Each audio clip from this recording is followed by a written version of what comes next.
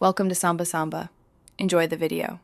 You start by confirming prerequisites, your phone OS and enough free space, because updates fail on low storage.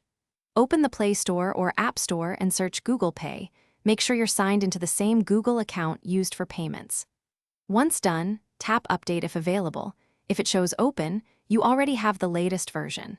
Make sure background data is enabled so the app can finish downloading and applying the update without interruption. Once the update installs, open Google Pay and grant any new permissions. The app needs camera, location, or storage only if you use specific features. You should check linked cards and UPI ID to confirm nothing changed. Go to Payment Methods and reselect your default if needed. If a migration prompt appears, follow on-screen steps to re-authenticate with OTP or fingerprint. Make sure notifications and background data remain enabled so payment requests and verifications arrive promptly. To finish, perform a small test payment or request to ensure everything works. You'll see immediate confirmation if the update succeeded. If something goes wrong, clear the app cache, then restart the phone.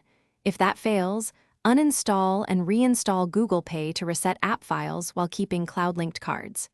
If issues persist, contact support, provide screenshots and any error codes, and pause large transactions until the app reliably